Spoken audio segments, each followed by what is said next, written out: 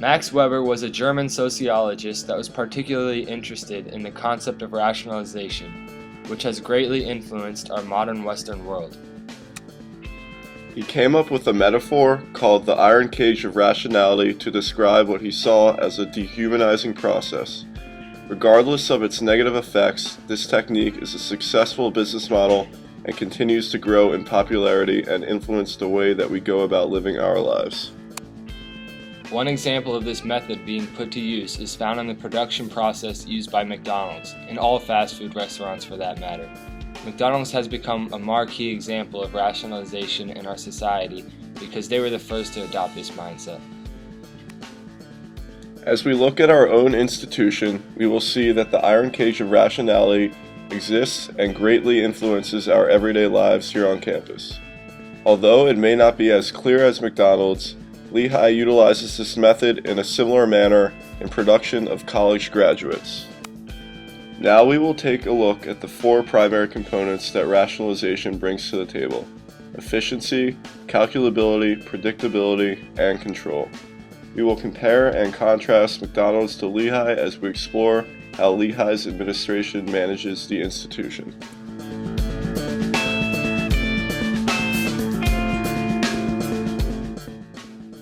Efficiency is one of the most important aspects of rationalization.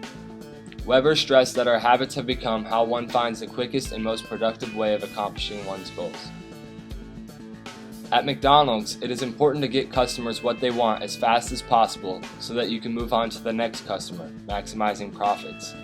McDonald's accomplishes this by using an assembly line, and every worker has a specific role. They are able to produce foods that are ordered efficiently in order to serve the maximum amount of customers possible each day. At Lehigh, professors must assess their students on their understanding of the material being taught in class. Although there is often not enough time to assess each student's understanding, teachers are forced to use more efficient assessment methods such as multiple choice exams. Multiple choice exams provide the efficiency for teachers to assess their students, but often leads to students learning the material the wrong way. They don't actively learn the material. Instead, they focus on memorizing definitions instead of asking questions and challenging texts. In the same way that people want to get most out of every minute, they also want to get most out of every dollar. For this reason, there seems to be a common preference for high quantity over quality, which is most closely related to calculability. Weber discussed how people have become convinced that quantity equals quality, which has greatly influenced our decisions when it comes to our work. McDonald's shows its ability to make their profits calculable by creating a language well known to any fast food customer: supersizing. The concept of supersizing is taken from the fact that people assume that the more food they get, the more it's worth.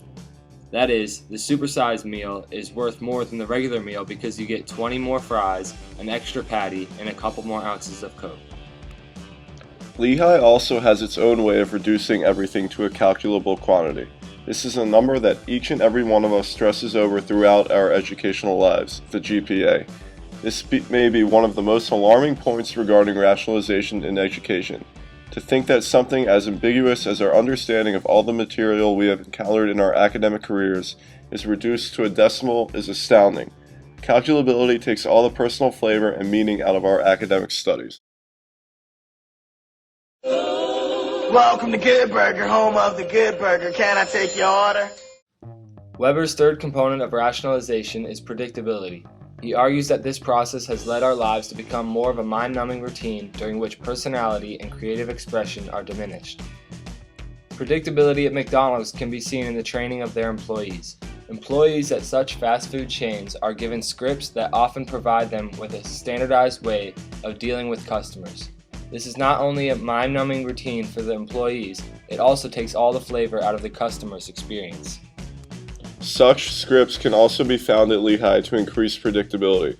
We're all aware that at the beginning of each course, it is required for each professor to create a syllabus. These syllabi map out the whole semester for each class, preparing us for classes, assignments, exams, and explain what is expected of students in and outside the classroom. There are no longer any surprises in education, creating an experience that is structured and predictable. The final component behind Weber's theory of rationalization is perhaps the least attractive: control. Considering people's tendency to dislike being restricted by others, control further oppresses our ways of thinking and acting by restricting our ability to make decisions. McDonald's exercises their control over consumers by limiting their choices of products to a standard menu. For example, if a customer feels like having 15 chicken nuggets, he may only have the choice of buying 3 separate 5-nugget meals. The control is created to meet the needs of the average consumer. To no surprise, we have an analogous system here at Lehigh, with Lehigh's administration being the workers and the students taking the place of the customers. The administration exercises its control over the students by creating major tracks. Requirements are set for each student depending on their school, major, and particular areas of interest. Any student who refuses to follow these tracks or meet their requirements are refused a degree, which no student wants to jeopardize.